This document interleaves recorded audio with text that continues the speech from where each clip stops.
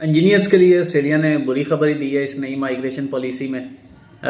Australia का एक visa था 476, जिसको बेसिकली ये स्किल्ड रिकग्नाइज्ड ग्रेजुएट वीज़ा था, और ये स्पेशली फॉर इंजीनियर्स था जिन्होंने अपनी डिग्री बैचलर्स इंजीनियरिंग डिसिप्लिन में की हो, चाहे वो सिविल हो, इलेक्ट्रिकल हो, मैकेनिकल हो, केमिकल हो, ये इस तरह की जितनी फील्ड्स हैं। और उसमें उन्होंने कुछ रिस्ट्रिक्शन लगाई होती थी कि ये आपने ये रिकग्नाइज्ड हो, आपकी वाशिंगटन अकॉर्ड के रिकॉर्डिंगली हो, आपकी अपने मुल्क में वो रजिस्टर्ड हो, पाकिस्तान इंजीनियरिंग काउंसिल की वेबसाइट पे उनकी लिस्ट मौजूद है। तो ये वीज़ा वो 18 मंथ का वीज़ा देते थे, जिसमें वो कहते थे आप आएँ ऑस्ट्रेलिया, आके काम ढूंढें और फिर उसके बाद अपनी सेटलमेंट रूट प्लान करें। अब इस वीज़ा को इस नई माइग्रेशन पॉलिसी में उन्होंने कहा जी हम इसको ख़त्म करने जा रहे हैं। इट मीन्स कि उनको अब इंजीनियर्स की ज़रूरत ही कोई नहीं है।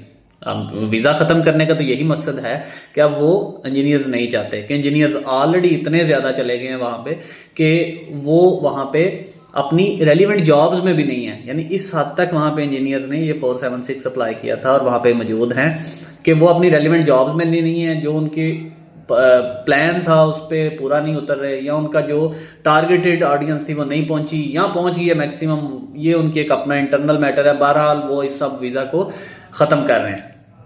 अब ख़त्म कब से कर रहे हैं, ये एक टेक्निकल क्वेश्चन है।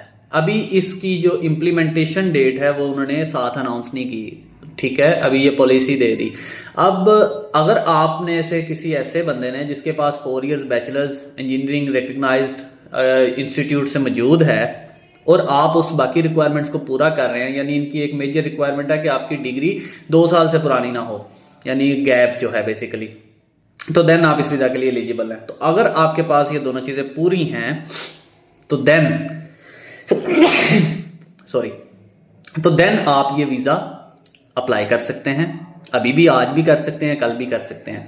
आपको अगर इस माइंडसेट के साथ आप बैठे हैं या आपका प्लान था और आपके पास चीज़ें पूरी हैं, तो इस न्यूज़ के बाद आप ये ना सोचें कि अभी ये वो ख़त्म हो गया, उन्होंने कहा जी हम ख़त्म कर देंगे। अब वो उसकी इम्प्लीमेंटेशन डेट देंगे, कब करेंगे, जनवरी, फरवरी, मार्च, जब भी करेंगे। अभी आपके पास टाइम है, this is the right time for you. आप अपना वीज़ा अप्लाई करें और इस कैटेगरी में अपनी एप्लीकेशन डाल दें। जब नई इम्प्लीमेंटेशन होगी तो उस सूरत में आपको आप पे इफेक्ट नहीं होगा, क्योंकि आपने एप्लीकेशन लॉन्च कर दी हुई है। एक तो इसमें ये टेक्निकल क्वेश्चन है। दूसरा, जिन लोगों ने वीज़ा होल्ड किया हुआ है वो अभी ट्रैवल नहीं कर रहे, वो कह रहे हैं हम ट्रैवल करेंगे नेक्स्ट ईयर, या उनको एक टाइम मिलता है स्पेसिफिक, उस टाइम में उन्होंने जाना होता है। तो अगर वो कहते हैं हम 2 महीने 3 महीने बाद जाते हैं, तो आप अपनी वीज़ा कैटेगरी को देखें, स्टार्ट डेट, एंड डेट, सारी चीज़ों को देख लें। आपका वीज़ा वैलिड है अगर आपको ग्रांट हुआ हुआ है, और आप उसके अकॉर्डिंगली ट्रैवल कर सकते हैं इन टाइम, जो उन्होंने अपना आपको टाइम दिया हुआ है। इस नई रिक्वायरमेंट का उस वीज़ा पे जो ऑलरेडी ग्रांट हो गया कोई इफेक्ट नहीं है।